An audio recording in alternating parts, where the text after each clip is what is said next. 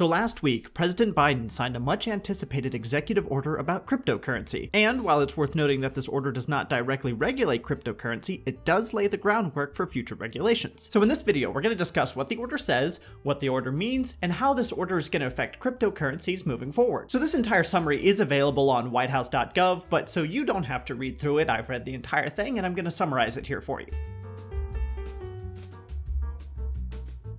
The first section is policy, and it essentially acknowledges that digital assets are quickly growing in popularity, and the United States government needs to keep up so it can prevent damages to financial systems, prevent digital crime, and study the effects on climate change. This is a very important opening, especially since digital money laundering is on the rise. And it feels like every influencer is shilling a cryptocurrency that's then rug pulled for a quick buck. Section 2 of the order lays out the objectives and divides it into 6 main things the order plans to accomplish. The first is to protect consumers, investors, and businesses in the United States. This section specifically discusses protecting the privacy of consumers' financial data or any other assets and funds they might not want to publicly disclose. The second part is to protect the United States and global financial stability. This part acknowledges that policies will need to evolve to adequately address the risks of digital assets, and basically they're trying to avoid a 2008 type crash should crypto fail for some reason. Part 3 deals with mitigating the risks of misuse of digital assets. This includes money laundering, cybercrime, ransomware, narcotics, human trafficking, and terrorism. Essentially, they don't want criminals to be able to just trade in a new cryptocurrency that the government has no ability to track. Part 4 states that they want to reinforce the United States' position as a global leader in financial markets, and this includes digital assets. This means they don't want the United States left behind the currently 9 other countries that have a central bank digital currency. The fifth part is about promoting access to safe and affordable financial services. This is so Americans who don't have access to or don't use banks aren't suddenly left in the dust by this new technology. And the final section is perhaps the most important and states,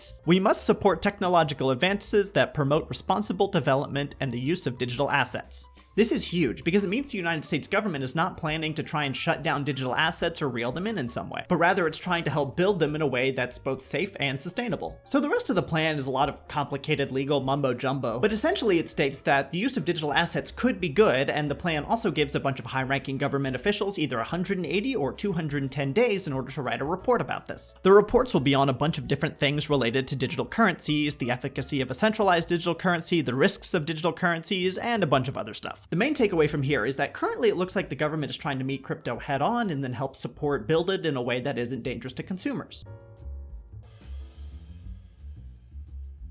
So as you might have guessed from the summary of the executive order, it effectively, at the moment, means very little. Basically, the Biden administration doesn't want the United States government to fall behind and be seen as irrelevant, and in order to maintain that relevancy, digital currencies need to be addressed. The reports will be issued between early June and mid-July, and until we see those reports, there's probably going to be no new regulatory action taken.